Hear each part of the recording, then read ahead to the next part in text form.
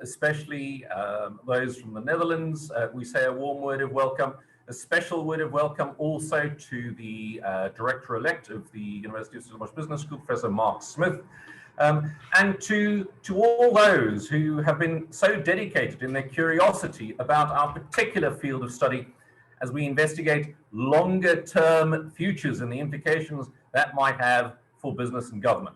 That's an important perspective because we created this colloquium for exactly that reason.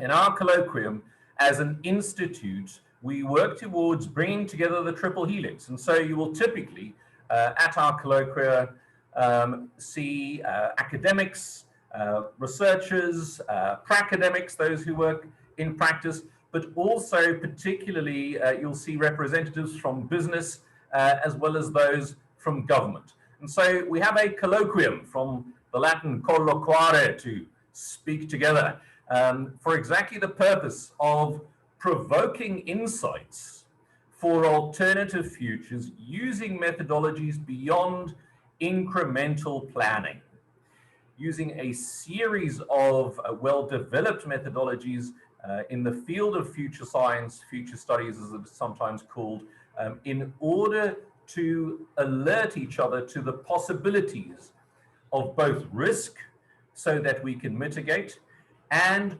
opportunity in order for us to sense that opportunity timeously and competitively.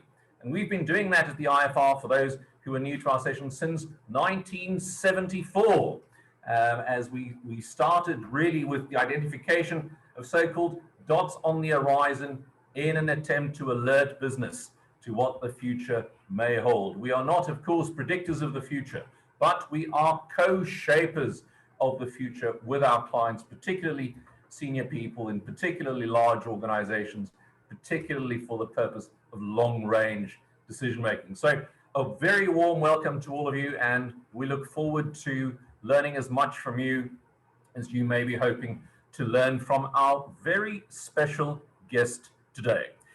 So, in support of our idea of the design of the colloquium, we have today a rare privilege to hear from a very special guest. We often talk about executives, entrepreneurs, and innovators, but our guest today is a proven success story in these fields of expertise, having been a director at AT&T, an executive at IBM, and after that, a proven successful entrepreneur and really a man of innovation. So what I'm going to ask you, dear colleagues, is if you could unmute yourself for a moment.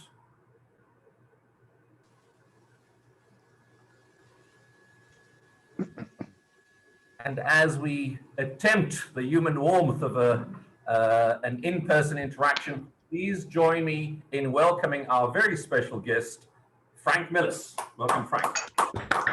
Hi, Frank. Well, Frank. Welcome. Well, good morning.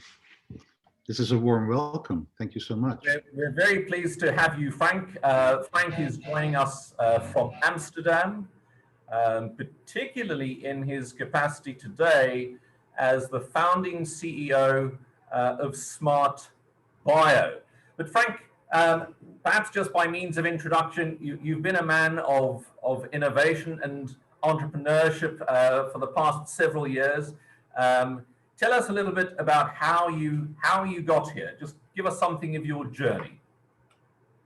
Yeah, this is, well, thanks for the question, and thanks for having me, Morne. This is much, much appreciated. And I'm really honored to be here in the environment of the Institute for Futures Research. I think as of a young age, I was interested in new things. And during my career, sorry to interrupt. If you wouldn't mind just speaking straight into the microphone. I will. Yes, thank you. Well, as of the young age, I was interested in new things. And when I take a look at what I have been doing is, in essence, starting in marketing, and I still feel that as my profession, although I'm doing very little with it.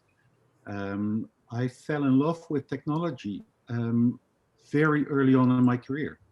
I was so lucky to join Digital Equipment back in 1985. So that's not a few years ago, that is a lifetime ago. And what I learned within that company and with new technology is that there are possibilities to dream up new things. Well, one of the elements I did was to create, together with the librarian of Tilburg University, the Library of the Future. And that is where I learned really to go into technology and to understand what technology can deliver to you. What happened and how I ended up together with Jim Schneider, the co-founder of SMRT.bio, is back in 1999, we started a company called Factory Zoo that was focused on building innovation programs for large corporate organizations. We started with that company here in the Netherlands, signed up with companies like Rabobank, Ethos, developing new businesses. And we started in the US as well, in Washington, DC. Signed up companies like NASA, what was a huge win for us. But also US Postal Services, Logicom, US Mint. And the question was, how can you develop new business models? What we have learned by doing it at large scale is that constantly the theme was, how do people, how do individuals develop themselves? And going into that subject, how people develop, we found out what the psyche of that event is, what the relevance is to talk about passion, what the relevance is to talk about competencies, strengths, agility, how that works. And that resulted ultimately in a focus with SMRT.bio as a new company on personal development.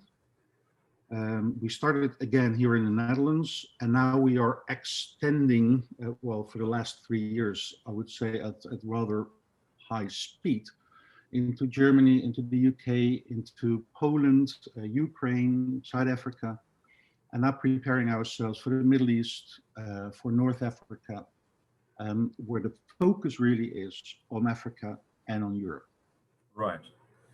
Frank, thank you so much for bringing us that important perspective, and I think we can see the potential connection then between the SMRT.bio and the IFR. I'm pleased to announce today that the IFR has been invited to be a member of the academic board of SMRT.bio. Thank you, Frank, for that lovely invitation. We're very excited.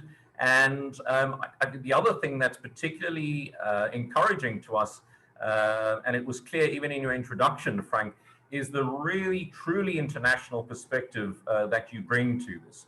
Having worked in so many places in the world, that's important, by the way, also in the strategic imperatives of the Stellenbosch University, and in particular also of the business school. So Frank, we have a bold topic for today. Yeah. Reinventing the economy during a perfect storm. And I must say that as futurists at the IFR, we are often accused of being just a little bit optimistic and just a little bit imaginative in terms of what we think is possible. But we're very attracted to this idea of thinking about reinvention, and it dovetails elegantly with our own perspective that tinkering around the edges with the current model is simply never going to produce what we might call a preferred alternative future. And that in fact, a more radical imaginative approach may be required. Tell us a little bit about the topic. Yeah, I will. And you invited all of us in this colloquium to discuss, and I have the first discussion point with you, where you introduced us with the triple helix, bringing together public education and industry. And I think from a personal development perspective, we forget one actor, and that is the individual. So I would prefer to talk about the quadruple helix, Yes. to bring together the 4 key stakeholders on the labor market. And that's fantastic. I'm sure someone will tell us there's a quintuple helix before the end of this. Yeah. So that will be the focus for today. So what we have prepared is the following, and I hope the audience can see my screen here, is 6 major topics for today. It is reinvent the economy. So share a little bit about what's going on here in Europe, also in Africa. I don't pretend to be a specialist on Africa, but we are learning. We have our own company based in Durban, in South Africa, in KwaZulu-Natal. Based on that analysis, to jump on the topic, to decompose the problem. So let's first try to understand what is the key of the problem. And then it is really the jump to the quadruple helix with something that we have called the social architecture. I would love to share that with the audience, and I would love to have interaction on that topic.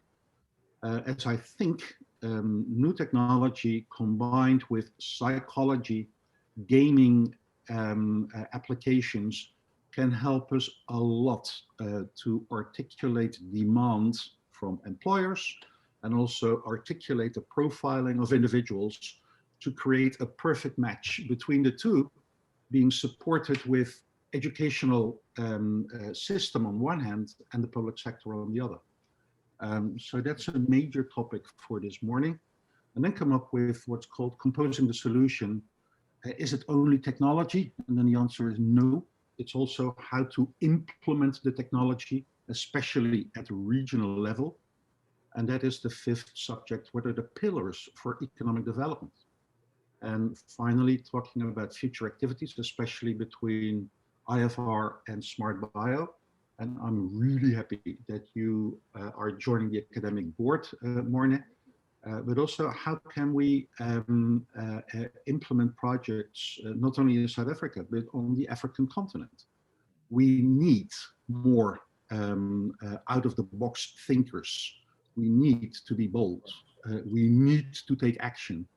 And talking about the perfect storm that we are all in, I think this is the best moment to take bold action. Right.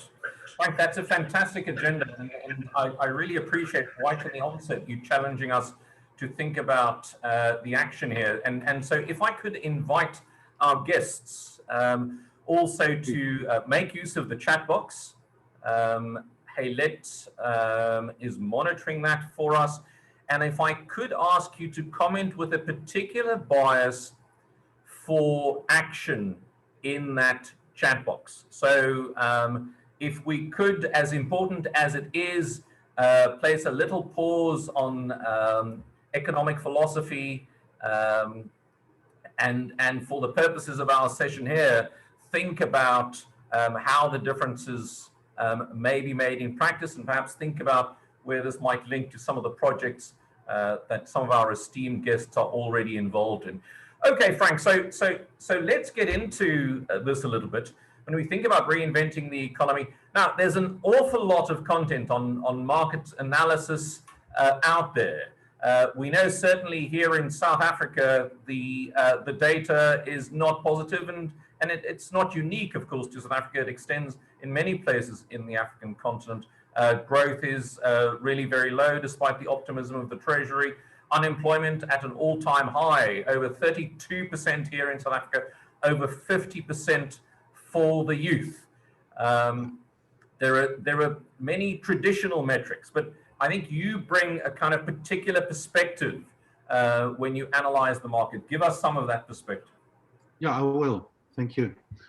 So let's concentrate first, really at 30,000 feet, looking at what's happening, and let's split Europe on one hand and Africa on the other. And I think there's a lot to learn on both ends from each other.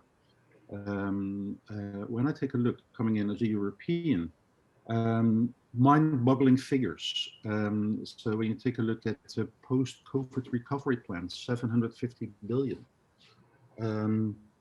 We are adding another 1 trillion for the Green Deal. So that's a total budget of 1.7, 1.8 trillion for the next 10 years.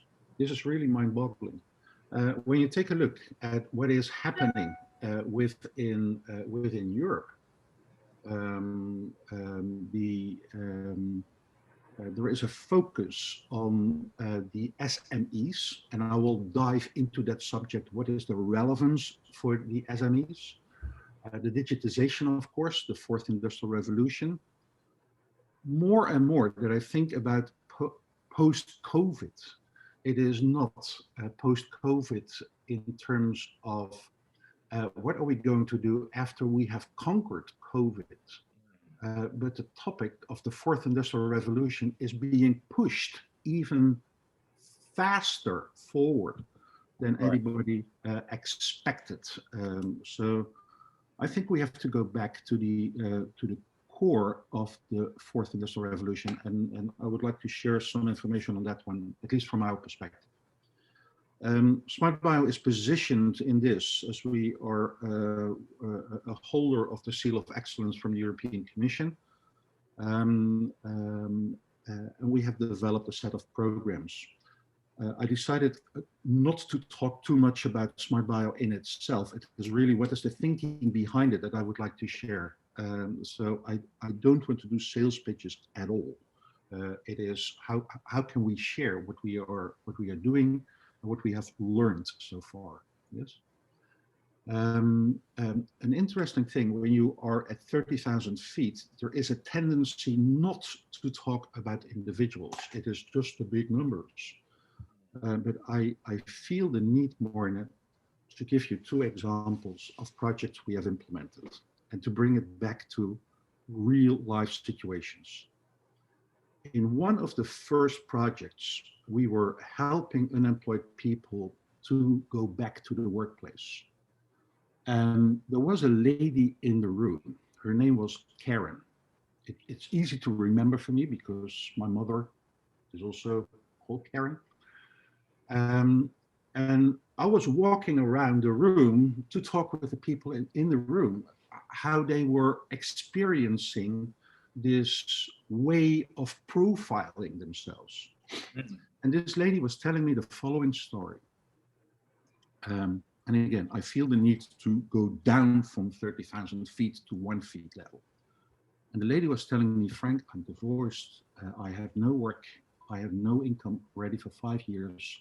I have 3 kids. 2 of them have ADHD. And it was not a pleasant story. And I said, well, how do you appreciate this morning session that you are profiling yourself, that you get a better understanding who you are, what you can do? I said, Frank, I'm so happy that I'm here. And the reason is, and then she took the PC and turned it to me and she said, look here, Frank, I am somebody.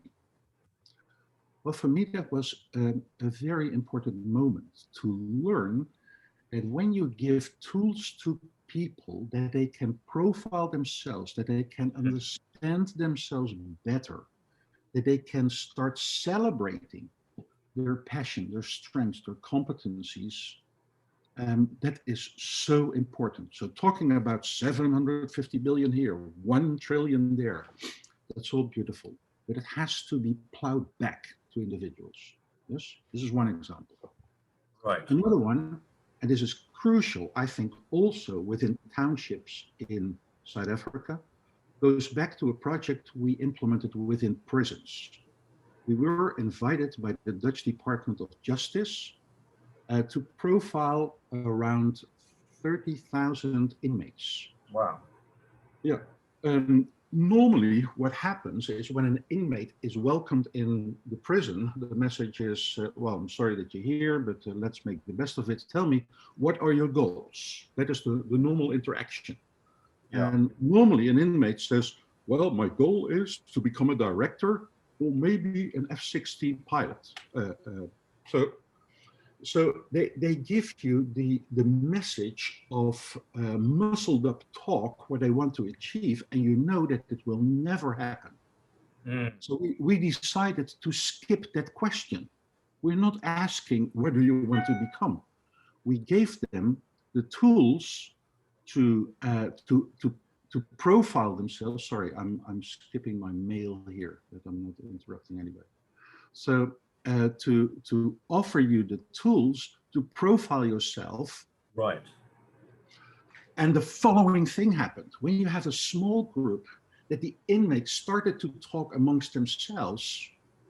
And when you start to talk about, what is your profile? Yeah, I can see that in you.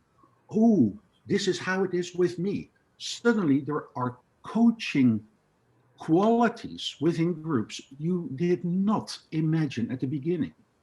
So Right. when we are talking about the quadruple helix, very often we are saying, it is the public sector that has to do it. Yes. The answer is no. We should allow people to take the tools themselves and run with it. That has much more traction. That has much more impact. And I think that is what we have to do. Again, Frank, it makes a lot of sense now that you're insisting on the quadruple helix. You know, we talk a great deal about innovation ecosystems, but I think what you're illustrating is a really very practical example of when you allow people who may not have an awfully large amount of power, such as so many young people all across Africa. And by the way, of course, the demographic profile of Africa is particularly relevant here. I think what you're showing us is that something like a SMRT.bio can really act as a practical catalyst for shaping that innovation ecosystem, which is just such a refreshing thing to hear, moving beyond all the dialogue of establishing such an ecosystem. Very, very practical idea. And so when you are talking about market analysis, you bring that fourth leg of the quadruple helix in a very strong and aggressive way. And I think that's really important. So what's the problem then? I mean, why isn't it happening? Are we missing somehow what stakeholders really want here? Well, that's a very relevant question. So why don't we have a look first on the elements of the perfect storm we are living in right now? Yeah. So let's go through the list. Sure. So here we have 8 topics. Yes. And for me, it's only a help to steer my own brain into the direction what has to be done to take action. Because when you go through the long list, talking about the pandemic, of course, there will be a COVID 2021, 2022, etc., etc. For the next few years, I don't expect this to go. We need to focus on other subjects as well. The result, by the way, is a huge number of bankruptcies. When I can show you what's happening right now here in the Netherlands, within the next 6 weeks, the question is, are we going to lose complete sectors? Really a huge impact on the economy. It's not only true here for the Netherlands, this is true for Europe, this is true for Africa as a whole. And I think it even has more impact in your continent than in ours. Unemployment, what you already shared, Morne, 30% for youngsters. We are active in Durban. In some areas, we're not talking about 30%, we're talking about 70+%. It's amazing. This is not healthy. And when we are talking about job boards, matchmaking, profiling, etc., are we going to promise there is work? And the answer is no. So we have to come up with new concepts. We have to come up with new ways of thinking.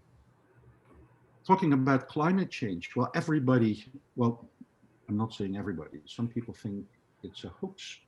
But for other people, there is reality. And I think with COVID, it has been demonstrated that climate is affected by humans. So the question is, what can we really do with it? We have a partner called Moxworld in Finland, focusing purely on life-loving businesses, creating life-loving businesses, really in the green economy or in the blue economy. Migration happening in Africa. What I've learned with your huge borderline, people coming in from the north to the south, that's immense. What is happening in Europe? I'm not sure that everybody knows what is really happening. From a political perspective, we're talking about people coming in from Africa to Europe, but we're not talking about people from Eastern Europe coming into Europe. To give you one example, we are now executing a project in Ukraine, and over the last 3-4 years, 2 million Ukrainians left their country and are now working in Poland. Well, with Brexit, the question is, are there 1, maybe 2 million people not British moving to the continent within now and 3 years? So East, West, West, East is becoming a problem, and not a small one. Yeah. Digitization, we're going to talk about this more in depth. The fourth industrial revolution, what is it? What is the destiny? What is the key of the message of the fourth industrial revolution? I was surprised when I first landed in Durban to be in an audience of about 40 people from the municipality and from the universities in KwaZulu-Natal, that the fourth industrial revolution was defined as, let's talk about artificial intelligence and robotics. Well, that's interesting, but that is not the core. The core is, how is the economy changing from a pull strategy to, from a push strategy to a pull strategy? How does that work? What are the mechanics? Yes, and finally, with business models, business model creation, business model canvassing, the whole just in case is on the agenda, especially with the pandemic. Right. That is huge. Yes.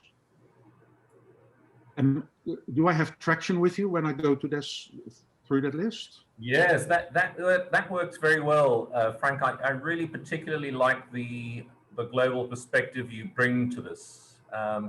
It's something we often comment on when we think about South African and indeed African futures, that there is a distinct risk of what we've called exceptionalism. In other words, we think that our problems are somehow unique. But I think as you are sketching some of the global conditions, it's clear that that international perspective helps us to see that some of our problems, at least, are an example of some of the global dynamics.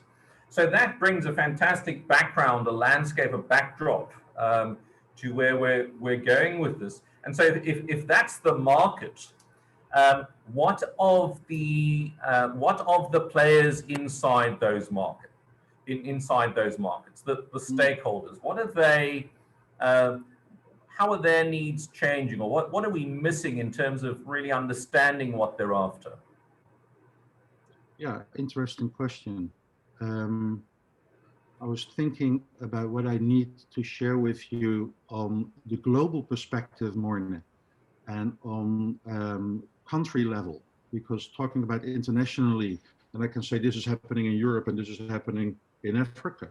Yeah. And you say this is happening in South Africa. The question is, are solutions being developed at that level? Or do we have to say the real solutions are being developed at a regional level? It is not South Africa as a whole. Right.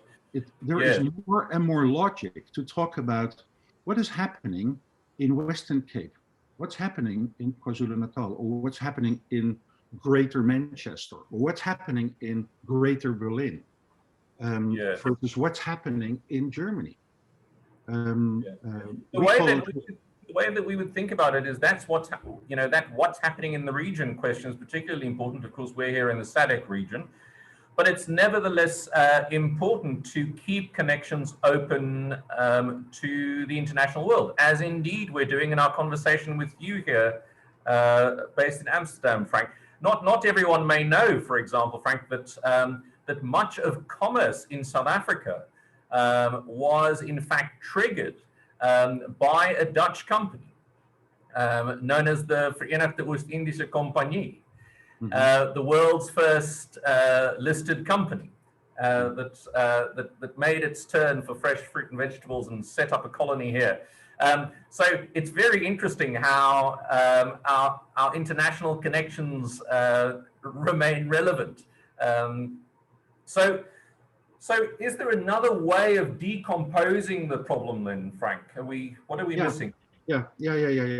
What we see happening is, in essence, two things. First of all, when you take a look, when you would accept that there is logic for regional implementation, then the next question is, what is the destiny? What is the goal? So let's first discuss the goal of the fourth industrial revolution. Yep. That's the first one. The second one is, let's discuss how economies grow and develop themselves. How does it work?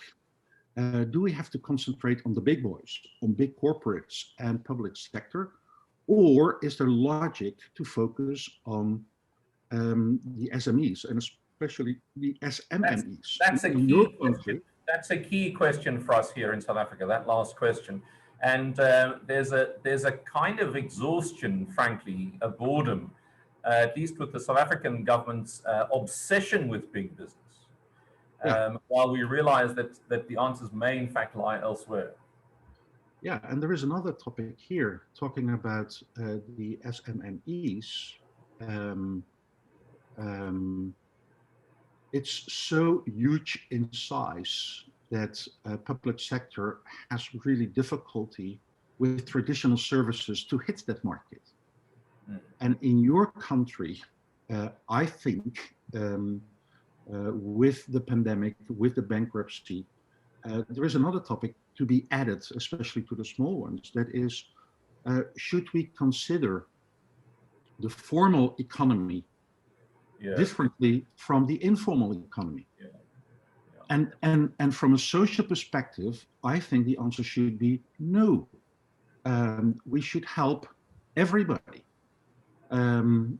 It's an irrelevant question. Are you formal or informal? And I think that's a huge important message to share within regions, that everybody is or should be allowed to join. And I will dive into that subject more in depth. Yes. So the first topic is on the fourth industrial revolution. There are many different definitions. We are using this one. Back in the, let's say, the end of the 90s, we were all focusing already for a decade on operational efficiency. Yes, that was the focus. The first half of, the first decade of this millennium is focusing on new products and services. Google, Amazon, huge examples.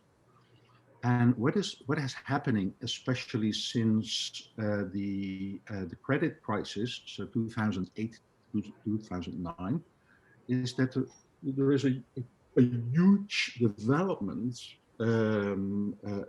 going on in outcome-based economy.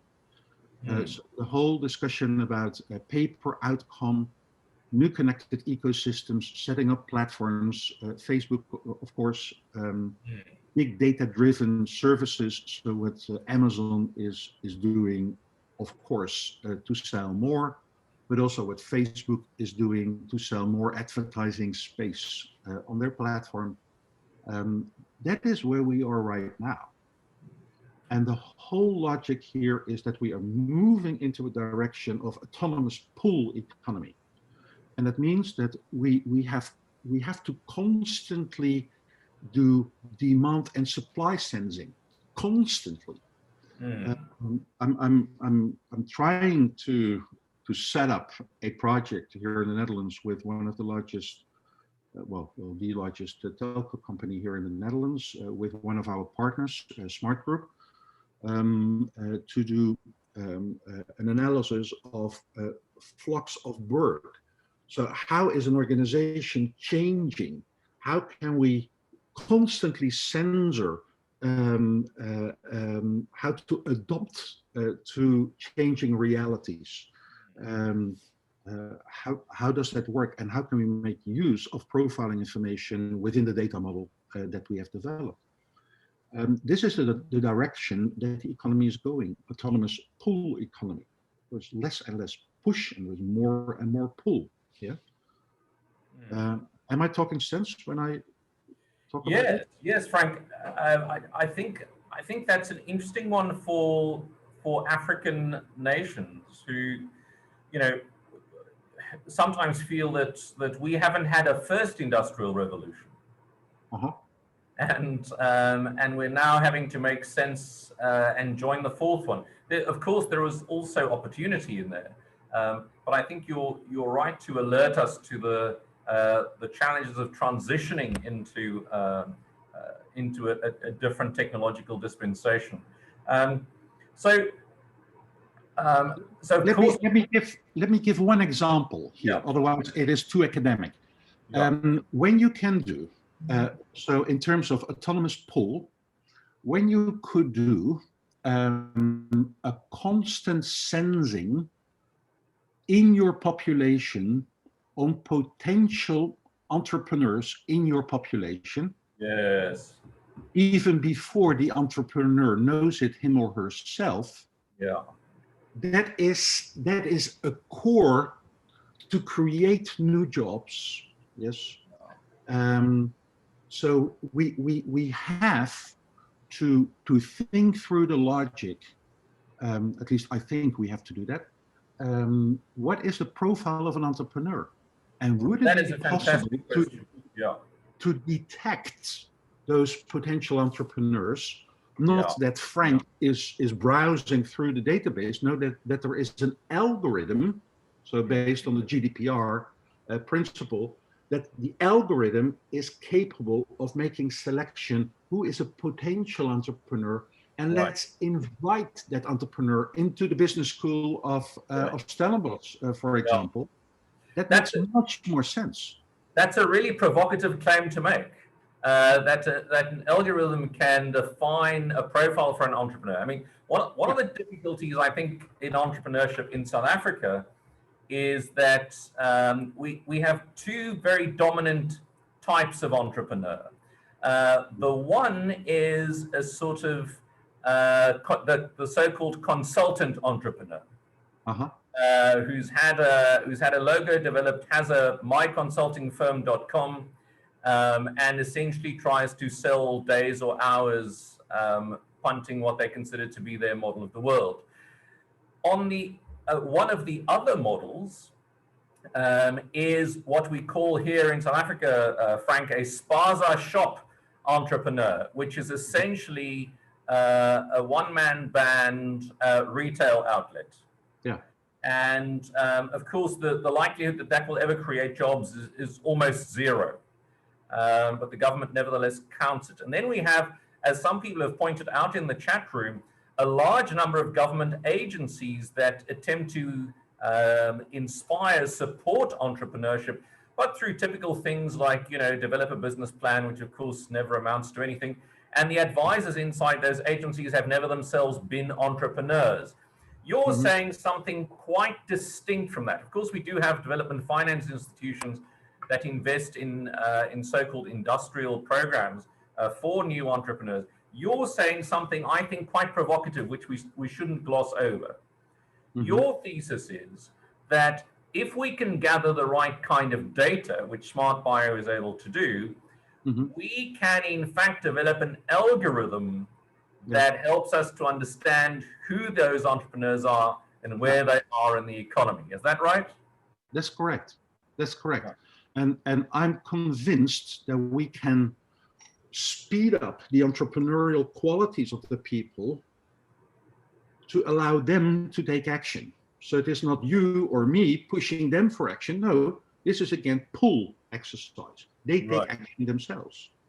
And there is a lot to learn. I've lived for more than a year in China. This goes back to '85, so really before the big wave happened there. But a year or 3 ago, I was reading a book called Copycat China. And that was an eye-opener for me, talking about innovation, where the message was, let's not innovate everything ourselves. Let's copycat what works.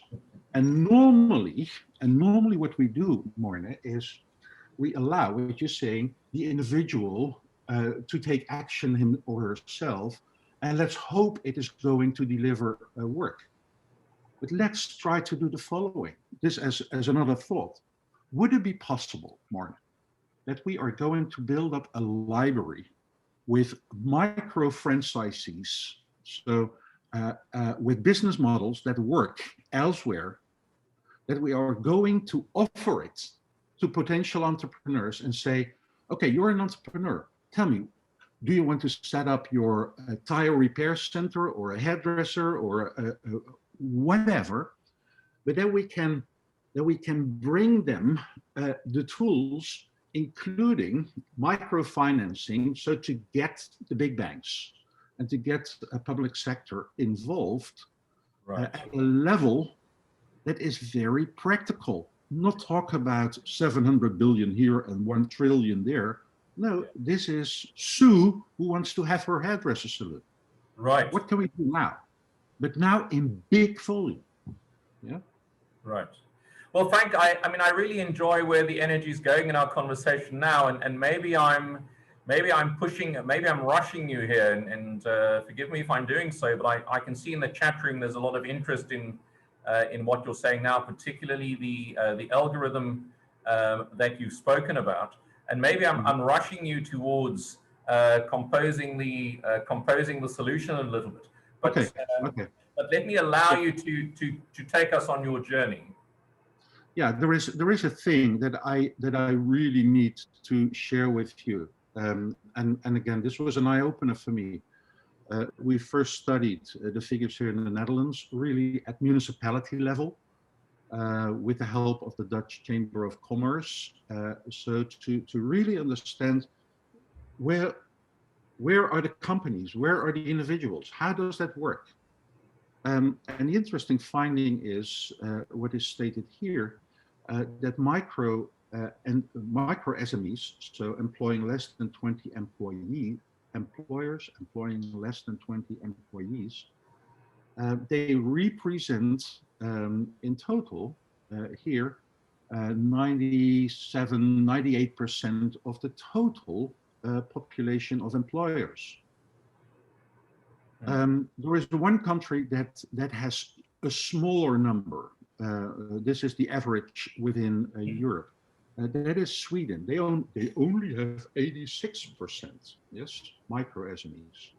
But when you go to the east, to Hungary, to the Czech Republic, to Romania, to Poland, you are going into the direction of 99% is sitting in that small space. And there is interesting news to share on that space. Morne, they have nothing. They have no infrastructure. 70% of all of the SMEs never used a job board. They don't know how to articulate their demand. They are saying, I need a forklift driver. Well, they think it's an articulated request or demand, but it's not articulated at all, because there is a big difference between a long reach and a short reach forklift driver. This is only one example. Yes? Yes. And the message is, when we can integrate, when we can invite, especially the micro SMEs, into this thinking, this is greenfield. We are not competing with anybody. And we have shown here in the Netherlands that you can grow at lightning speed within especially that sector, and that sector itself is becoming a lever to Yeah. eat yourself into the other segments. So we don't start with the big boys. No, we start with the smallest of the smallest of the smallest. And that is helping us to get into the big boys. Yes. Right. That was an interesting learning experience for us. Yes. Why do I share this with you? And this is my final thought on where we are, and refining the problem. That is talking about individuals and employers. There is a constant need to update competencies and skills to get to make a decent income. There is a constant need. And the problem is right now with youngsters, they finish school and they think they're done. Well, we have big news. They're not done. I, at the age of 61, I'm not done. Every day I have to learn. That should be in the value system of the regions, that we are focusing on allowing people to develop. Yeah? For the employers, there's a constant need to develop their employee base to stay competitive as an organization. So that is on the individual and employer side. We make use of a strict color coding scheme, so green for individual, blue for employer. And when you take a look at education in orange, there is a constant need to scan the market for new demand. And for the region, that there is a constant need to scan demand and supply and to know what's happening in your market. And right now, with the old, and I say old data models that the statistical bureaus are using, we are talking about 30,000 feet subjects where we should talk really about 1 feet level. Yes, we have to do inch wide, mile deep within the region. Right. And technology allows us to do that. Yes. Right. You're taking us on a journey here, Frank, and you keep alluding to this very powerful idea. In one of the futures principles we often raise is the idea of a sensor network. Yeah. And the reason for that, I love boats on the ocean and so on, is you want to sail, with an understanding of what the wind is doing. Mm-hmm. Yeah. Not because you want to fall around, but just so that you can engage meaningfully with the environment. And so you're driving us towards an idea of a real-time talent entrepreneur sensor network as the foundation for improved decision making. Is that a reasonable thing to say? Yeah. And I'm calling it more often shape shifting. Right. So there is a shape, and that shape is constantly adapting, like a flock of birds, or how do you call that in English? A school of fish, or yes. Yeah. In fact, we call it in complexity theory, we call it a murmur. So it's when the birds, move and shape their change their shape and so on. Yeah, and the core, how it works in biological terms, is censoring principles within the individual entities.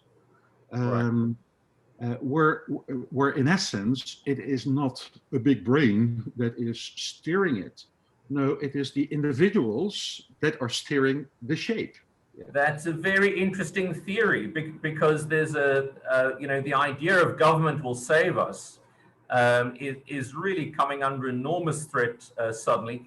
But I think what you may be introducing, which is not necessarily second nature on the African continent, is the power of the data and the analysis of the big data and what that does for you. In other words, it's not a government policy that rolls out over 10 years. It's a real-time data sensor network with massive data in the background. Yeah. And where we have to use sensors, so that you have to use your smartphone, where the smartphone is in essence the sensor. Right. And to elaborate a little bit on that, you have to feed data into the system. The smartphone is not doing it on its own. So what we found out, especially with millennials, and you talk about the subject, how do you profile yourself in front of an employer? Most of the youngsters say, it's a shitty exercise. I don't like to do that. I'm not good at writing. So you and me, we were educated that we are able to write. But when you go to youngsters, more and more youngsters, also my kids, I have to admit, they are not good at writing. But they are excellent at playing. So gaming, we should offer games to profile, to allow people to profile themselves. And to do it while waiting for the bus. So it is not an exercise where you would go in the traditional sense to a psychologist, where she would say, well, sit here for the next 2 hours, I will close the door, and now you can concentrate on profile yourself. No, that's not how it works. You should Tinder yourself to profile yourself and to feed the algorithm so that the algorithm can deliver you information that is of relevance to you right now. And it should be a double match. It should not be match only to work. It should be a matching exercise at the same time to work and education, and not in a split exercise. No, it should be combined. That is the logic. Yes. Right. Good. Let's talk one level deeper, okay? Because this is still a little bit high up. So when you take a look at the flow of information, so what is the dance act between the individual and the employer? How does that work? Well, let's start here at attract. So in blue, there are employers saying, "Ooh, join me every Friday. We have beer and peanuts. Join my company." That's an attract exercise. People apply for the job. They are selected. They enroll themselves, and then the employer, some of them, hopefully more and more, will say, "I want to retain the best ones. Here, retain. I'm going to offer in orange education to allow people to grow from junior to senior positions." So this is a circle. And there is a moment that people will leave the company and they go into the farewell step. They are being attracted, and then the whole Yankee caboodle starts again. Yes? Does this make sense? Yes, I'm with you there. So what is an interesting analysis from this picture? First of all, the total mobility on the labor market is roughly 15%. You can discuss from country to country that there is a variance of about 5%, but let's for the moment say it's around 15%. Well, that 15% is resulting in the message that 85% is not mobile per today. So this year, 85% of the total labor force is not mobile. Yeah, they are not moving from one company to another. So coming in from a statistical perspective, so the statistical bureaus, they are analyzing when a person moves from one organization to another, but they are not analyzing people growing from junior to senior positions. And that is 85% of the problem. Yeah. It makes much more sense to combine both. Only the 15% is the narrow look at the reality. On the other side, here, and let me share you the figures in the Netherlands, the 15% mobility here is a business of around 22 billion euros for companies like Randstad, Manpower, Adecco. That is huge. Yes, that is huge. It's roughly 2% of the GDP of the Netherlands. Yes, spent on that industry. The question, Morne, is this a expenditure that really makes sense? Because when we would use technology, could we say to the recruiters, well, we have big news, your energy is not needed anymore because the algorithms will take over, and let's use the 22 billion to be pushed into the orange box, into the development of individuals. versus only a small portion of the people working on the 15% of all of the people in mobility. Yeah. Does this make sense? It's a very interesting question. There's a similar kind of ratio that's relevant in the South African context, which is that South Africa spends as a percentage of GDP in the top 5 in the world on education. Yeah. And yet educational attainment at schools in South Africa is probably in the bottom, not the bottom 5, but certainly the bottom quintile in the world. And so what we're seeing there is a highly inefficient spend on education. So I think your question around, is this the right way to do it is a very important one. Frank, we're just getting to the halfway mark. Yeah. And I want to spend the last 20-25 minutes perhaps having a sort of open conversation. So just let me act as the annoying time checker and say that we're at the halfway mark. You've got about half an hour to go, but hey, I am at this stage going to just pause Frank's presentation for a moment and ask if there are any particular questions that people have sort of beyond political economy, philosophy speeches, anything specifically about the thesis that Frank is presenting to us here as the backbone of this technology, Halit. Perhaps if there is anyone who'd like to unmute themselves and unmask themselves and share a view or a comment or a question, particularly about what we're discussing here. My compliments, Frank.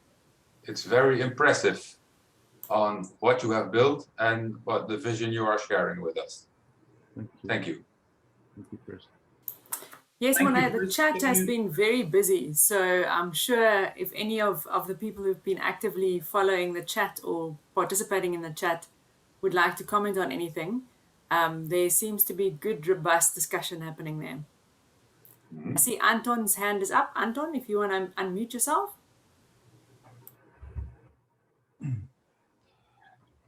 Good morning, everyone. I'm Anton Alberts. I have some political experience and legal experience and a little bit of futures work experience, all in South Africa, well, mostly in South Africa, some overseas. I've always had the sense that with the fourth industrial revolution, even before the word was coined, that creating a type of a information superhighway around the world, but specifically now in South Africa or in Africa, would create an environment where, or an ecosystem where people can start interacting much more efficiently and start building businesses. If you think about Africa as a whole, I think most of the poorest people in the world live in Africa. Most of the fragile states are based in Africa.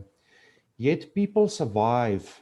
Despite all of these odds that stacked against them, they survive because they are forced to be innovative for survival.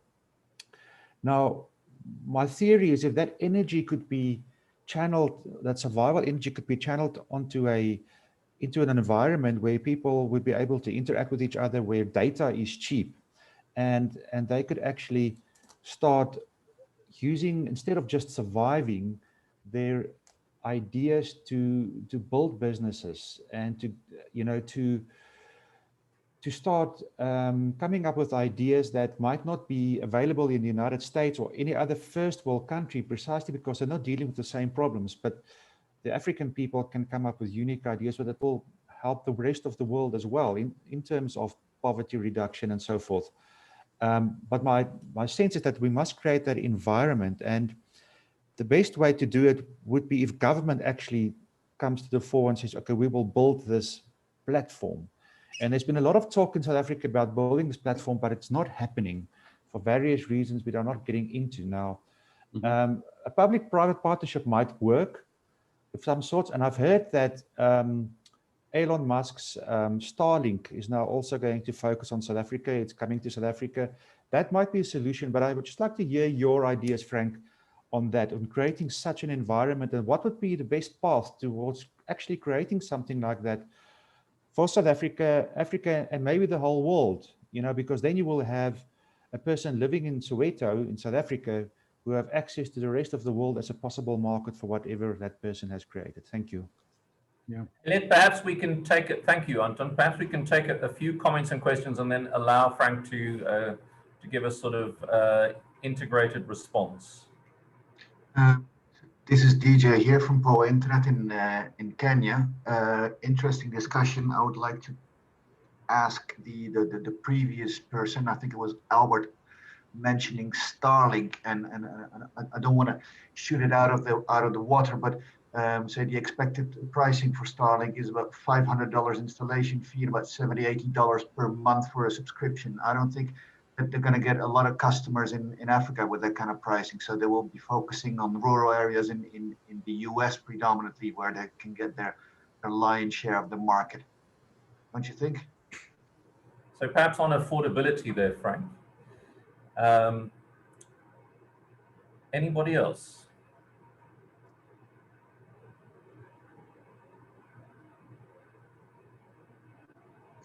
Okay, more courage in the chat room than on the screen, I sense. Frank, do you have a thought there for Anton from South Africa and DJ from Kenya? Yeah, with pleasure. I know that DJ has a service. By the way, DJ is the winner of the global, Africa 50 award. Talking about an innovator and a person who knows how to do that in Africa, it is DJ. When I take a look at the logic, and this also goes back to the question of Anton. We need to have an infrastructure that is affordable. One of the problems that I see happening in South Africa, as well as in other African countries, is that the data cost is still very, very high.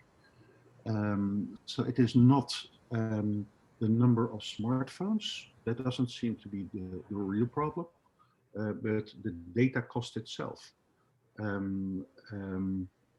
I'm impressed with what DJ is doing in Kenya. At the same time, I'm impressed with what Musk is doing to say, okay, I'm going to send out 12,000 satellites within 3 years. And I don't think, DJ, that Musk will stay at the price level what is happening right now in the US. I think he is following the same scenario as what he is doing with Tesla. Aim high at the beginning and then come back as quickly as possible to make use of the price elasticity of the business model. So the more we can offer an infrastructure that is cheap for everybody, the more it will be relevant to come up with platforms on top of that infrastructure that is resulting into economic activities.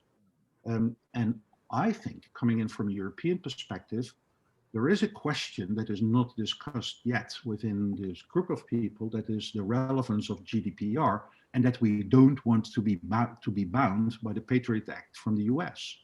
So there is logic right now to say, at least from a European and an African perspective, when we are building up this global platform, Anton, we want to have the privacy in full control of ourselves, not by the US.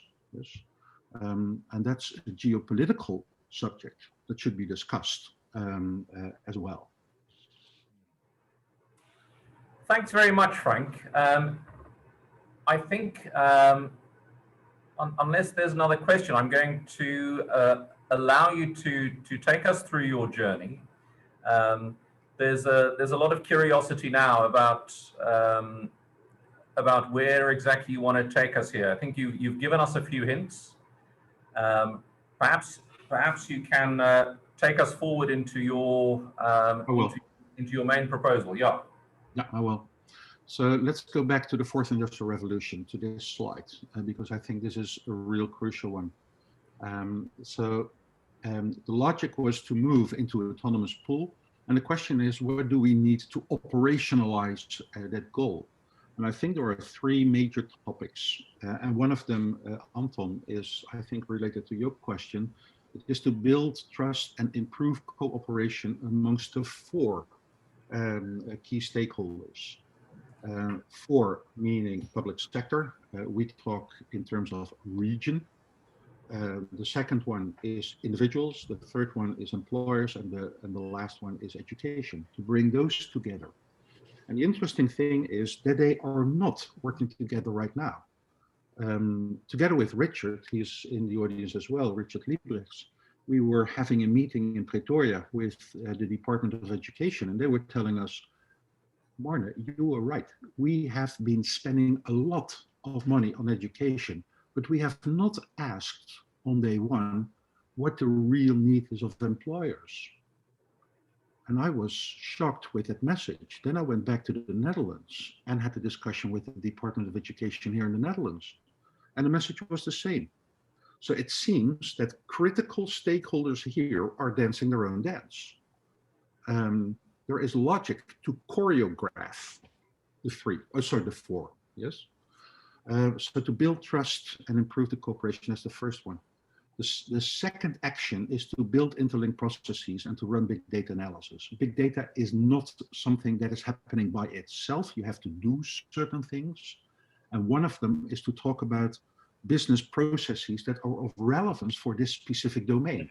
This is not something that should be put on a Facebook. No, this is something else. This is asking for a separate platform.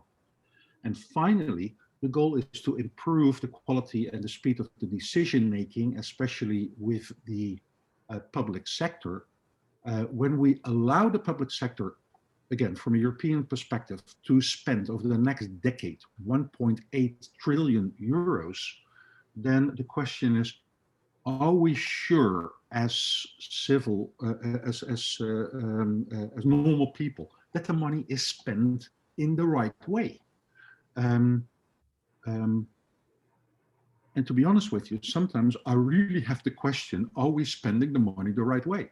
Yeah. To give you one example, in the Netherlands, every 2 or 3 years, there is a new budget being announced by the Department of Social Affairs, and they spread it on 35 regions. And the question is, do something innovative. Well, when you take a look at what's happening, 15 out of the 35 are doing exactly the same. Well, is this innovation in the way as it was meant? I don't think so. It's not smart. We have to become smarter, and we have to be bold. We also have to say this is a direction of the logic that makes much more impact versus what we are doing right now. Yeah. As a bridge to the solution, let's first dive a little bit into the psychology, because talking about personal development, I think it is very relevant to talk about the data model and to talk about the demand and the supply side in a way that we can really allow an algorithm to make that perfect match between the two. On the level to match people with work and with education in a constant theme. Yeah? I'm amazed when I walk into especially employers, and I'm going to share the relevance of passion, that employers are saying, Frank, this is so much social talk. It's so soft what you are doing. Yes. And then I have to explain that passion is the hardest thing in psychology that you can imagine. Yeah. Because you cannot change it. Morne, you have been given by Mother Nature your passion. Hailet has been given passion by Mother Nature. You cannot change it. I have it in my body. So when you really know what your passion is, you can use it as a foundation to grow as a person. And I think, Frank, I'm interrupting you here, but I think this is noteworthy, because we talk an awful lot about passion in South Africa and how people must be inspired, Right. I think it's important just to point out for our audience here that when you talk about this, you are coming at this, perhaps paradoxically, from a technology perspective. You are all about, not to speak on your behalf, but to simply challenge you on it, you are coming from a, how can we get this passion into the data perspective, Correct. which is very different from a typical African dialogue around the general importance of passion and how people's passion must be inspired, correct? Yeah, that is correct, but also analyzing the problem, Martin. The situation here is, again, when you take a look at the millennials, so this is 1990, yes, so people at the age of 30. What is happening? They are going through a career with, in their first 3-4 years, they make maybe 15 different career steps. So the velocity in their career is much, much higher compared to your career and my career. So it is relevant within that perspective to have a foundation to know where to go. Employers are more talking in terms of skills. What skills are you delivering? Well, I have a question for employers that neglect the relevance of passion. And I'm doing it with a question. I'm asking them, when you have the choice to select one person from a group of 2, and one has a real passion to execute your job, but doesn't have the skills to do it, versus a person that has the skills, but he doesn't like to do it. What is the choice?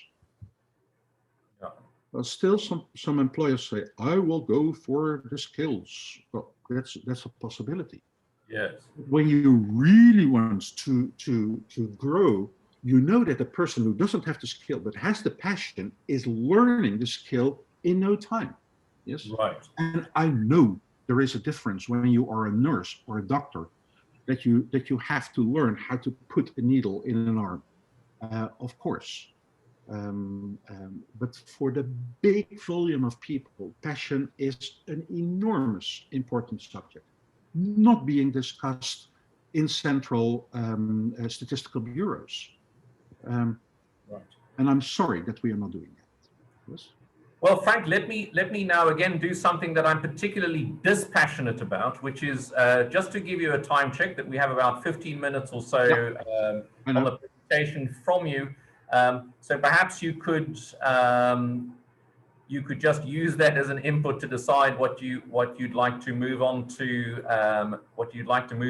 next. I think you know, so far one of the key things that I think's come out of this conversation is that we haven't actually often at the IFR had this conversation of what in systems thinking we refer to as the socio-technical interface. And that's one of the things that I think some of your solutions may bring to the table.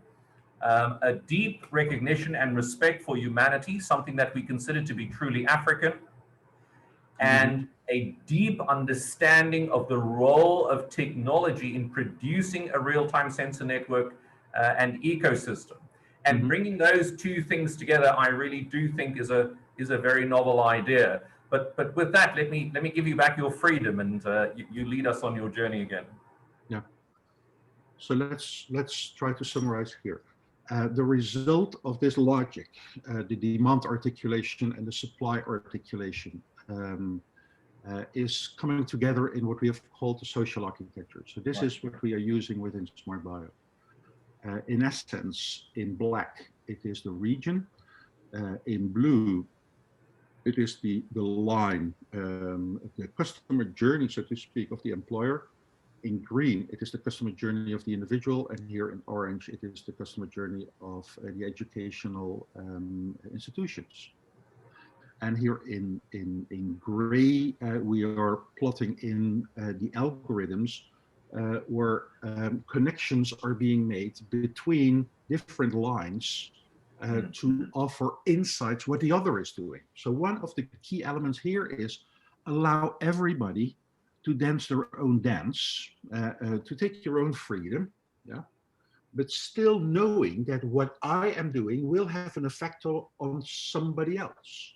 And the better we can choreograph the 4 different customer journeys, the more value there is for the region, the more impact there is in economic development. And that is the goal of this social architecture. Right. Well, every dot here on this social architecture is resulting in a change in the data model of the application that we have. And to give you a feeling more, when you take a look at Monsterboard or Indeed, they are collecting roughly 150 data points per individual. Well, we are collecting roughly 1,500 data points on an individual. Okay. So there is much more granularity in the data where you can play with it.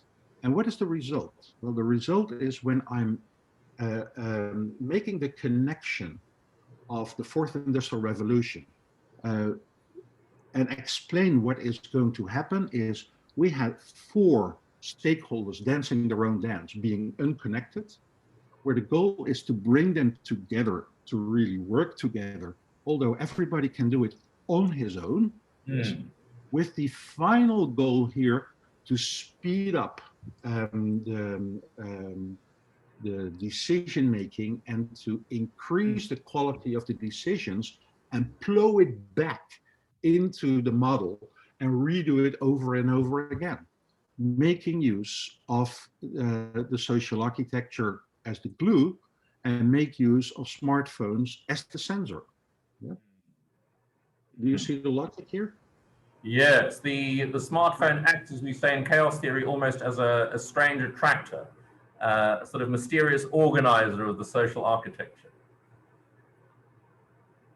Yeah, and the mysterious organizer is that everybody itself is adding some information into the platform. So what Alvin Toffler already called the presumption element, the combined consumer and producer of information, the presumer.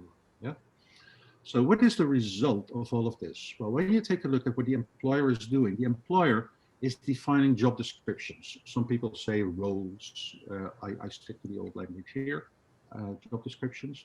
What we have done is, especially for the micro SMEs, they are not HR specialists. So this is a difficult task.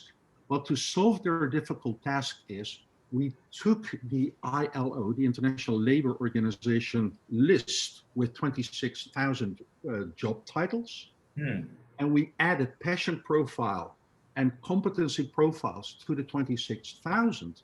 And now we have a library of 26,000 job descriptions as a template. And when an employer joins the platform, the employer can say, I want to have the forklift driver long reach, click, and that job is automatically copied into his own organization so that he can now publish a vacancy that is much more articulated, because the better the articulation on the demand side, and when we would move into a better articulation on the individual side, there is an improved match between the two, ultimately leading to the ultimate matching machine, ultimately leading to the ultimate match, to the perfect match. Yes? Right. Am I with you? So here, the 26,000 are used in that exercise. This is all available. So this is not a talk about the concept. This is reality. You can do it right now. Go to SMRT.bio and do it. You can publish your vacancies. Here, there is an algorithm A, that is already mapping potential candidates into the vacancies, where the employer can make a selection of the best candidate. So there is no need for a recruiter in the middle to pre-select candidates for you. No, the algorithm is doing that for you. And then the employer can say, I'm going to hire you. And when you are hiring a person, you can offer an appraisal module. We call it 180 degrees feedback. And that feedback is automatically resulting into personal learning advice for the individual, where the individual doesn't have to search for potential learning advice to move from junior to senior. No, it's in his mobile already, within one go. Yes. Ultimately, all of this is resulting into a big database that is called Colloquium work. And we are using algorithms to come up with simple analysis. And we are opening up that box in 2021, so this year, that every municipality, every region can play with the figures themselves. Don't ask us anymore, do it yourself. Right. And of course, there is the possibility to implement an application programmable interface to interface with running applications in your own region, in your own organization. That is, of course, also possible. Yeah. So, Frank, this is interesting that you're bringing together these data sets, but it may be argued surely statistics departments in governments all around the world, surely they have all this information. What do you say to a challenge like that? Do they have all the information? Is that what you're saying? No, I'm wondering. I'm sure that many countries in the world would say, well, you know, we have this. We know how many people are unemployed, or would you say that governments simply do not segment their evaluation of the market in the way that that this is done? So I'm really wondering whether, and perhaps even why, government data is not where it should be to address these kinds of problems. Well, my strong impression is, and again, my strong impression, other people may have a different opinion, but the government does not have that transparent view about what's happening in their labor market. They don't. Excuse me, but they do not at all. They don't have this granular data, and certainly not combined, as I see right here. The combination is unique as far as I can tell. Right. Sorry. Yes. Thank you, Chris. Yeah, so back to the question, do governments have access to data? The answer is yes. Is it granular enough? My impression is the answer is no. And I think it should not be a database that is owned by the public sector. No, it should be owned by the four main stakeholders. So back to shape-shifting. You cannot do shape-shifting by saying, well, it is the public sector who has the full transparent view about what's happening in the labor market. No, it should be something of us, of me as an individual, or you as an educational institution. It should be us. And that's a crucial thing, the word us, because it is us. It is not me, and it is definitely not something that should be offered as an exclusive one to the public sector. No, this is us. And back to the question of Anton talking about the platform, there is a world to win, because the public sector, I would say by default, is making a decision. This is our responsibility. We control it. Well, the big challenge right now is allow yourself not to own it. Allow it not to own it. Allow it to be owned by us, by all of us. Yes. Then it is possible to do real shape-shifting. Yeah? You've got a few minutes, Frank, until we open the floor again. Yeah.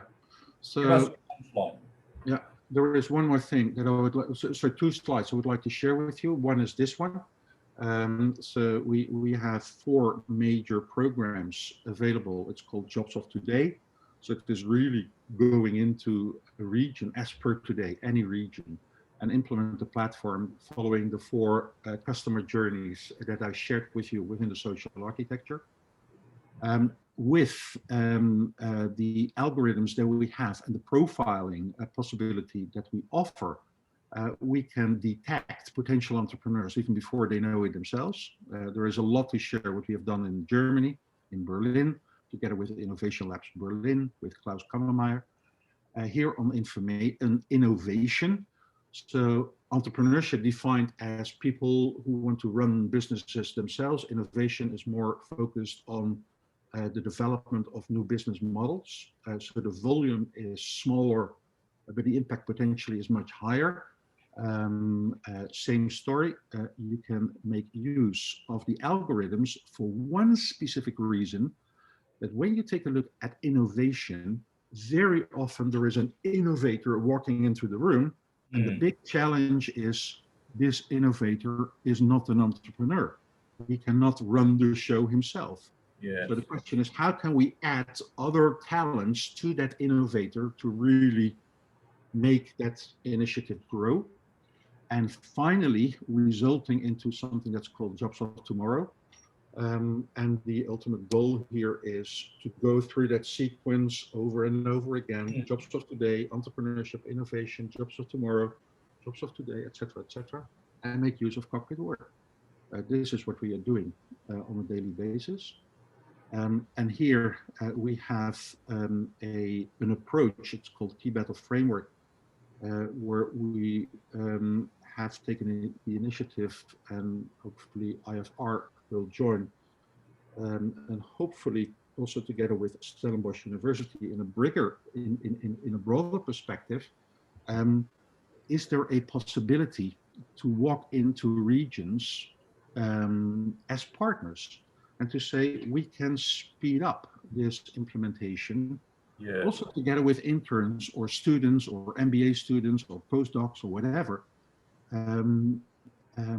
because there is a huge demand for logic in this area to do economic development. Yes. Frank, walk us through this process, and then once you've done that, I'm gonna ask, because I can see some people in the chat room are starting to think about that question you've just posed, the implications, where this could be going, where this could help, why this is so powerful. So I want to give you an opportunity just to walk us through this. I know, of course, you've brought us from a macro landscape into a process, and of course we don't want to oversimplify it. But I think it's powerful what you're presenting there. Just share that with us, and then I'm going to open the floor. You mean to explain Key Battle Framework? Battle Framework, yes. Okay, so the thinking here is when you would live in a region, and the question is, how can you fire up economic development within your region? Then the question is, what key battles do you want to win? What is it? To our strong belief, you will be in the best position when you have done jobs of today, entrepreneurship and innovation, because that is feeding information into this process. Then you can make a decision. Take, for example, a look at Durban. It's an open door to say, being the biggest harbor, that maritime economy is a key battle they want to win. I would say, of course. Another one is in hospitality, of course. So when you have defined the key battles you want to win as a region, how you want to differentiate yourself from other regions, the question is, what key jobs are relevant to make that win? So let's define them right now. And the goal here is that we are already defining jobs of the future per today. Right. So there is no work yet in that job, but within 3 to 5 years, there will be work. Right. So the goal is that we are already opening up a point for a vector so that individuals can make a decision. This is what I want to do in 3 to 5 years. And I have to take action right now to grow in that direction. Yes, this is shape shifting. Yeah.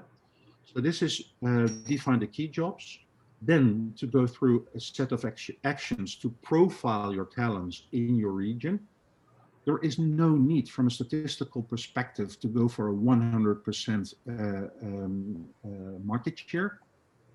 You can do this as of 3% to play with the figures, and hopefully to grow that to 10, 20% to get a higher quality. Then, of course, to define learning actions.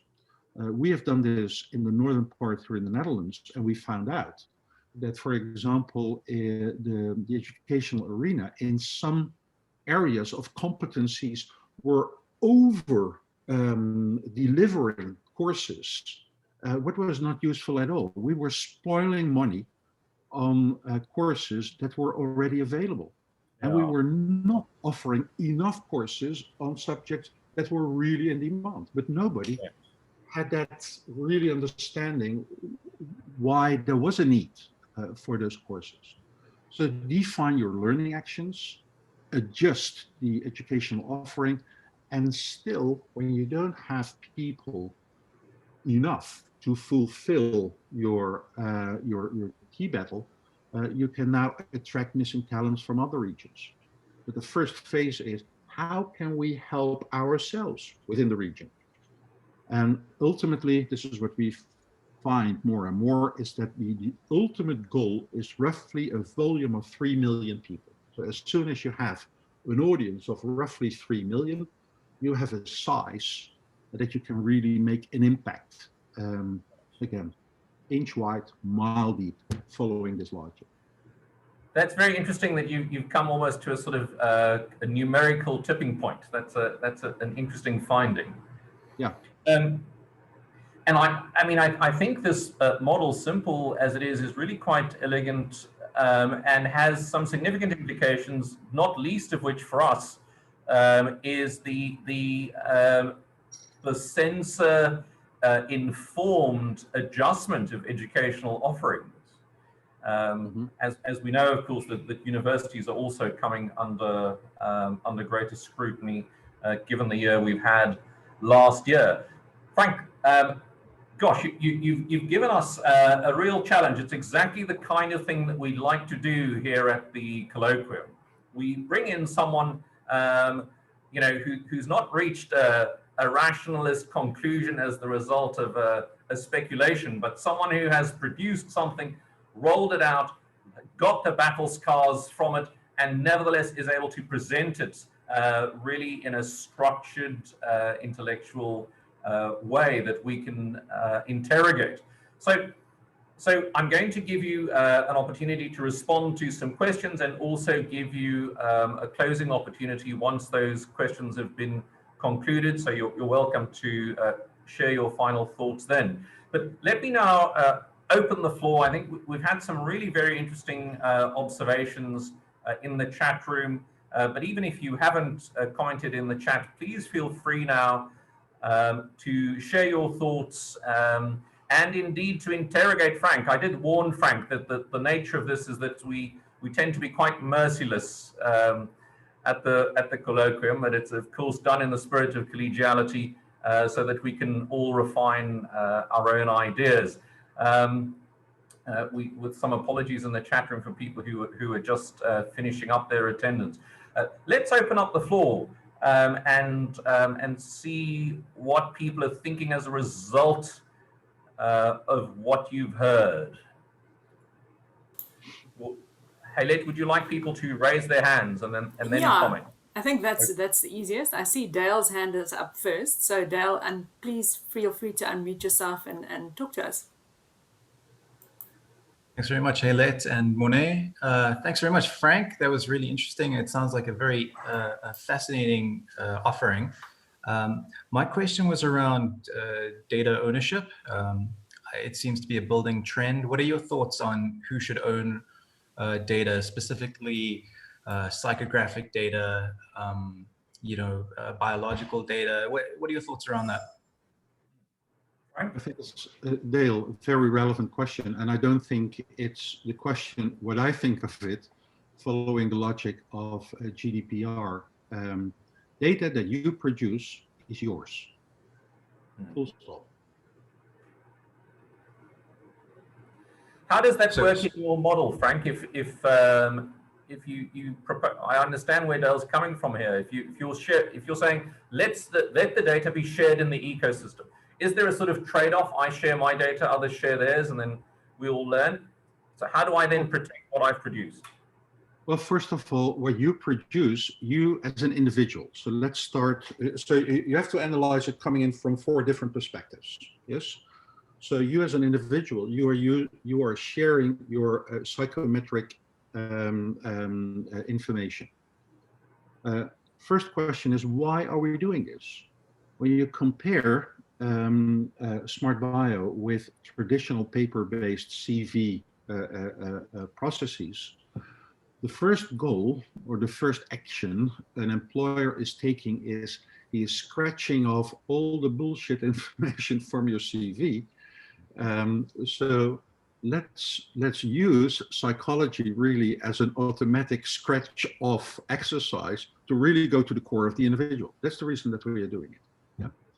It's also a way to teach the algorithm to make improved matches. That's the second one.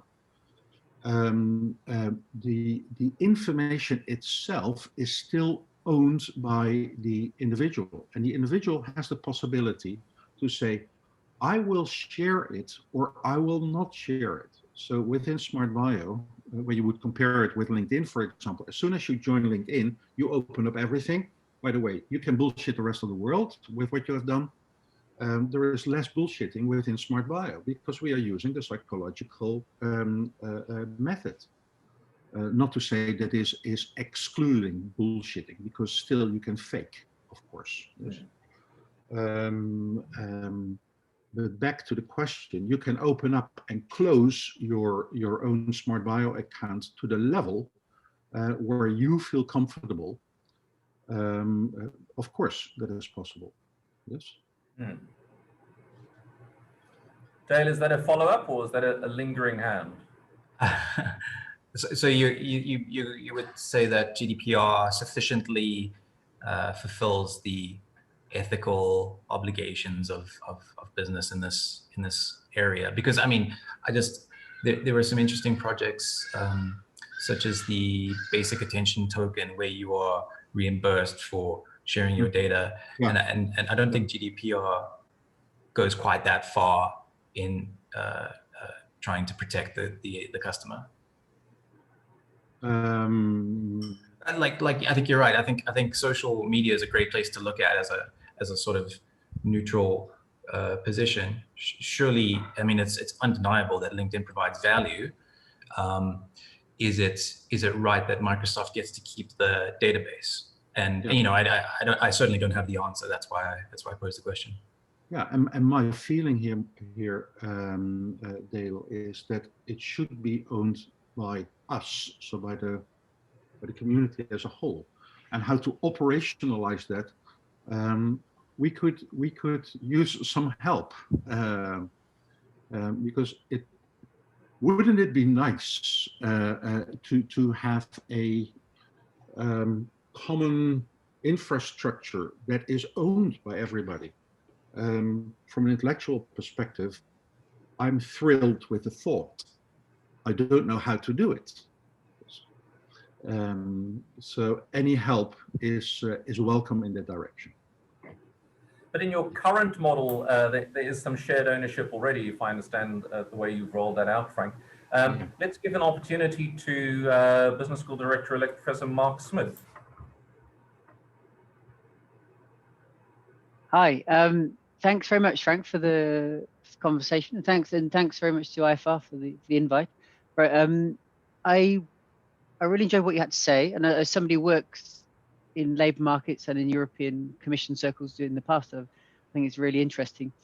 And at a very personal level, last night I attended a counselling session with my son, where he's done a career counselling, where he's actually done the sort of psychological profiling to decide what he wants to do, because he's currently having doubts about whether physics and chemistry is his passion. And so this is what it seems to be doing is you're operationalizing at a mass scale and a digital way what he went through and paid 350 euros for last night. Well, it wasn't last night, it was a series of events that led to last night. The question, if it responds a bit to Dale's point, actually, that I'm coming from Europe, I'm very aware of the GDPR and the certain level of protection that gives. But also during the pandemic, one thing I found very surprising was that how few people put the app on their phone for COVID, even though there's clearly a common good for all of us to be registered on the app, so we know when we've been exposed to somebody else. We promote it's good for us individually and for the common good, and it's easy to use. And also, at least in France, we have to do a document when we leave the house outside curfew time, so it also automates that. It's really pretty straightforward. But in France, it's like something like 6 million people have signed up out of somewhere near 60 or 70 million total. How do we get over? And I think there's the mistrust of government for a start. There's the mistrust of big data, of big tech. How do we get around that so that a model like you're proposing can really fly? Yeah, interesting question. Well, first of all, when I take a look at the statistical relevance for COVID, I see the logic for herd immunity to hit, 70-75% of the total population to really make it work. For the labor market, we don't need to hit that level. You can already create a lot of insight, new insights, at the level of hitting only 3%. I don't think that we will hit 75% ever. I don't think so. So back to the question, do we need high volume? Do we need high margin?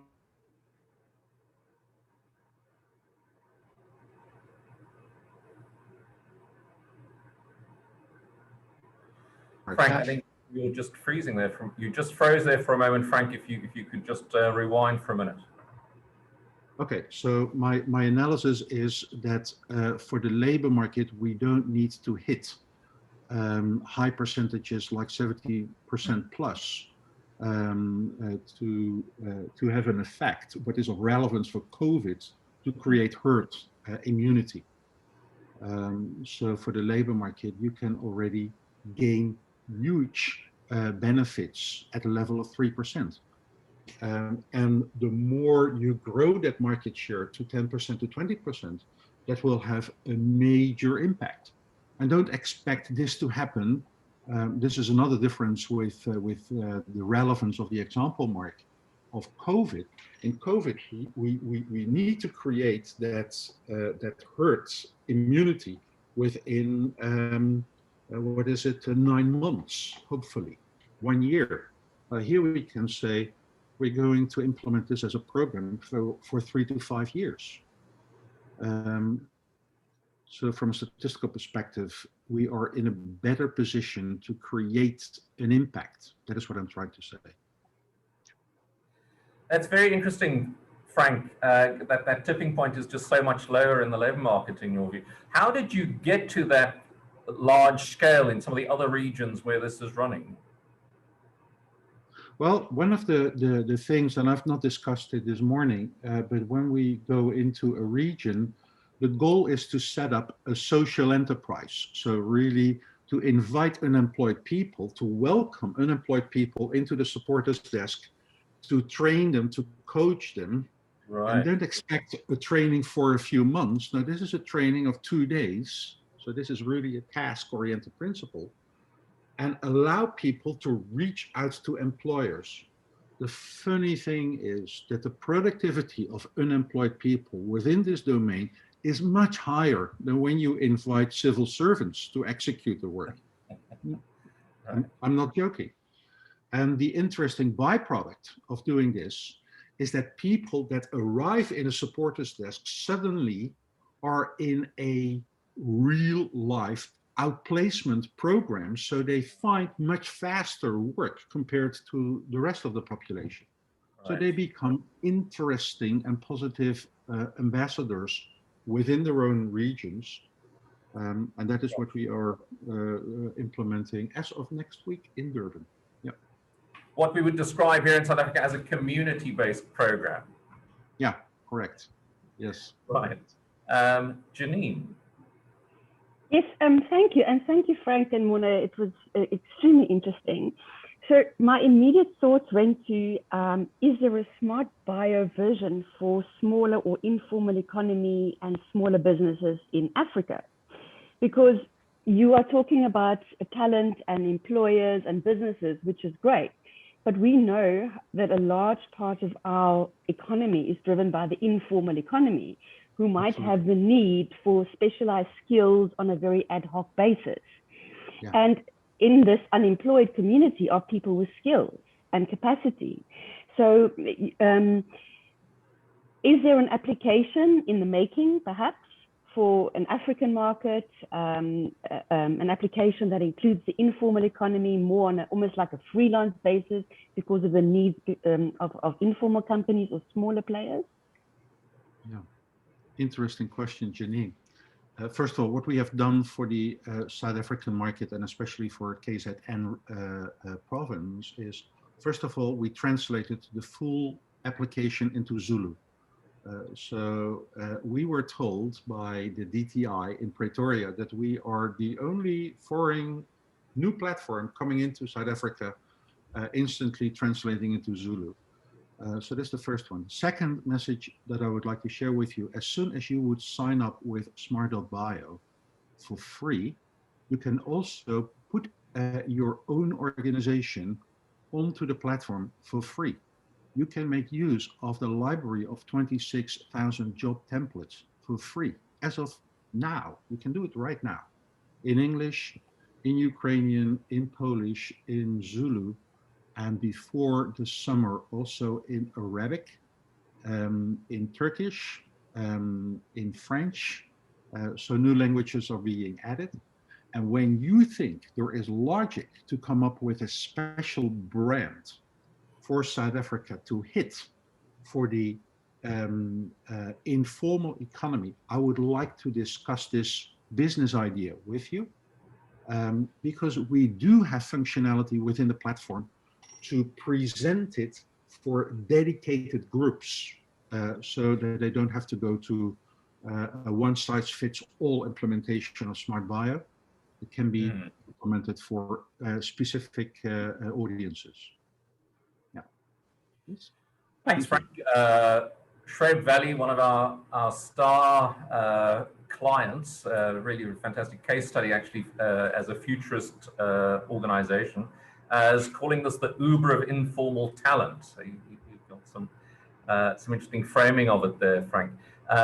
Other thoughts, perhaps, comments from the floor, considerations of the implications. Wynand, you had your hand up and then you thought better of it. Thanks, Morné. Yes, no, thank you, Frank, for the discussion. I think there's so many points here, including some of the discussions in the chat group about communal ownership of this and figuring out what is the best structure to make that work. And I think perhaps, and also, will people continue using it after their initial needs are met? I think the beauty of this ecosystem is that anybody who participates will continue to gain benefit from it, because they will continuously either be a talent that needs further development, needs further opportunity, or they will be somebody who needs those additional talents to join their organization that either is well established or that they have just created on the fly today. And I think that's the benefit of it. So absolutely, I think there's a lot going for this idea. There's a lot going for it, particularly given that it is operational. It is something that has already been implemented. It's not just an idea that we are talking about how might we implement it in future. I think that's a very key point. It's very interesting, Wynand, how that conceptual model that Frank shared with us really has been developed as a result of practice. It's really an example of praxis, as we sometimes say. Sorry, yeah, no, that's fine. I think for me, an interesting question then is, what seems to be the key obstacles to making this ecosystem more widely available and more widely adopted? Because I've had quite a bit of interaction with Frank, and we would speak to potential, shall we say, sponsors of this into a new region, into a new field, and the feedback is universal. This makes sense. This ticks all the boxes. This is the kind of solution we need, especially because it is self-adjusting. It's not something with a predefined outcome, with a predefined solution to our problem. Instead, it creates the environment that allows the right solution to develop organically. However, despite all of that, there still seems to be a very large reluctance, hesitance, I'm not sure what the right word is, to get to the action part where somebody says, yes, we have the money, we have the will, this is the right approach, let's make it happen. So I almost want to go as far as to say, we have this wonderful audience here today, give us the solution to that challenge. If this ticks all the boxes, if this sounds correct, then how do we roll it out wider so that more people can gain the benefit from it? Okay, so there's almost a kind of a challenge there to us, the audience. It's like, let's not just appreciate the idea, but where do we take that next? Frank, did you want to respond to that, and then I'll give Schwab an opportunity? Yeah, I think the analysis of Wynand is correct. On the other hand, when I take a look at the preparation we are now doing for a country in Africa, we are preparing ourselves for our first nationwide implementation. It's a country sized about 20 million people, and the goal is to sign up 5 million people within 1.5 years' time. And that's interesting for us.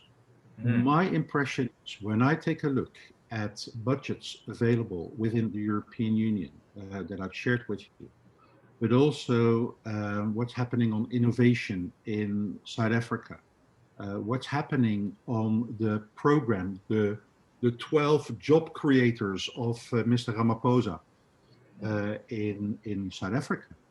We have been invited by Durban municipality to prepare ourselves to welcome 365 unemployed staff so that we can roll out SMRT.bio big term within the region. Well, that would make sense. And now the funny thing is that although Mr. Ramaphosa did or made an announcement that he had put aside 5 billion euros, I do it in euros as I understand that logic, that he put aside 5 billion euros for the labor market, and suddenly it was postponed for a good reason, of course.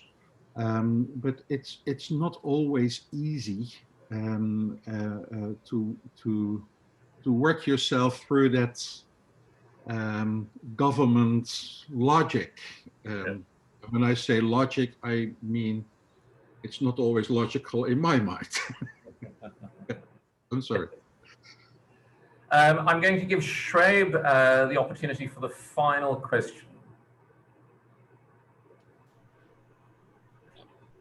Hello, can everyone hear me? Thanks, Schwab. Yeah. Hi there. Thank you very much for a very informative presentation. I've made quite a bit of points here, but what I want to just just a comment from my side, Frank. This really works. This process that you've got there, getting your battleground, we call it objective setting. 3 years ago, we started something in our company, Hulaman, called Talent Universe. We are an aluminium manufacturing company in a small town, And what was critical for us was talent, seeking talent, at the same time control engineering and basically the technical engineering aspects of it. So what we did was we actually did a study internally. We looked at our internal staff.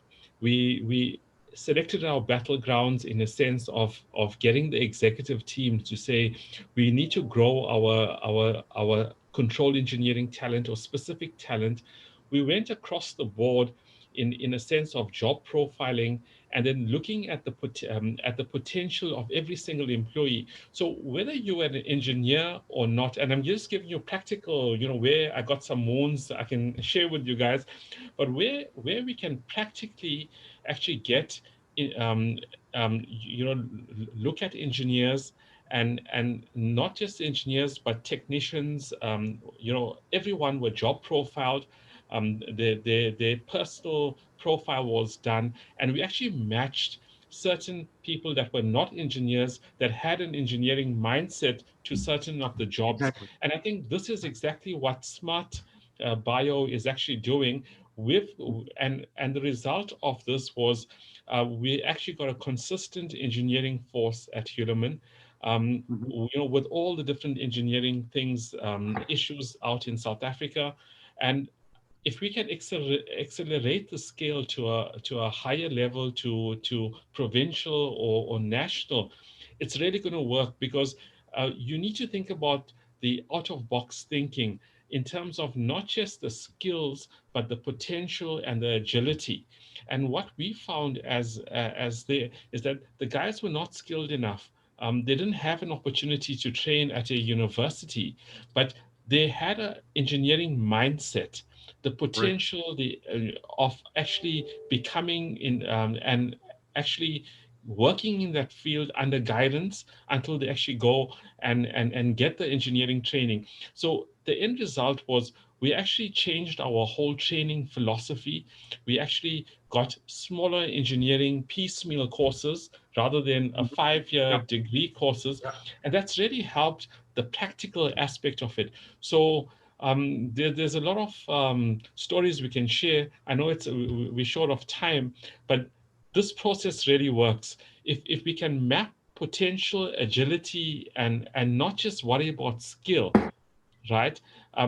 Having that passion and potential is key, key going forward. And I came out of that process as well.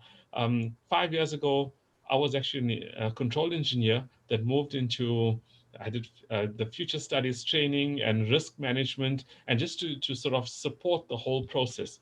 But I'm just giving you guys a practical aspect of what Frank is talking about. It really works in a small contained environment. There are obviously structural, bigger systemic issues like what was mentioned, but if we can get it work in a smaller scale, I think we can actually upscale very easily. Shreb, thank you so much. Shreb is from the market-leading enterprise in his sector in Hulamin, really one of the SADC leaders, and so speaks from a really practical perspective, the ideal candidate as an attendant for the colloquium. Frank, I'm going to give you just literally 1 minute to give us your concluding thoughts, and then I'll hand over to Haylet to close for us. Well, the concluding thought is as follows. When I take a look at the logic that we are presenting here is one, a focus on the social architecture. So back to the opening statement, not a triple helix, but a quadruple helix. The second one is allow everybody to dance their own dance. Think in terms of making business process connections of relevance within the application, and roll it up from a big data perspective. In case the audience would be interested in more knowledge, please leave Morne or Haylet or myself a message. We are more than happy to feed you with more information. In case there is interest to dive into the application, please let me know. More than happy to share what we are doing. And also when it comes down to how to implement, because it is not only technology, you also need to put rubber on the road to make it happen. There is a lot of learning experience that we have that we are sharing with our partners, with our customers. So I'm more than happy to share that with you. And for IFR, for Morne, for Hailet, I would like to thank you for having me this morning in your first colloquium. And I would like to thank everybody in the audience. It was a real pleasure for me from the Netherlands to meet with you. And hopefully, by the end of the year, that there is a possibility to meet with you physically, and that we can present the first results of research activities that we are going to undertake together with the academic board, with Morne's contribution. Fantastic, Frank. Thank you so much, all the way from the Netherlands. My own genealogy is also from both the Dutch and the British, and as my father would say, our family has the vices of both and the virtues of none. So may I say, hartelijk bedankt, uitstekend, zeer goede presentatie. Thank you so much. It's been an absolute thrill. Please, for the audience, don't hesitate to get in touch with us.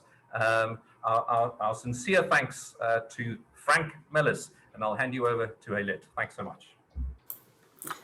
Yes, so thank you again from my side as well. We're looking forward to having a very interesting colloquium run for the year. I think Zoom brings with itself an interesting opportunity to have people like Frank and our director linking in all the way from the Netherlands as well as France. So we'll keep you posted. We're trying to do this towards the end of each month on a Friday morning. But as you know, I will send those invitations out. If you have any ideas, please share with me and we'll put it out there for discussion. But thank you for your time. Thank you for the discussion. I see the chat was very active today. That's always very encouraging because that's what we hope the colloquium will do. So have a good weekend and we'll see each other soon. Thank you. Bye-bye.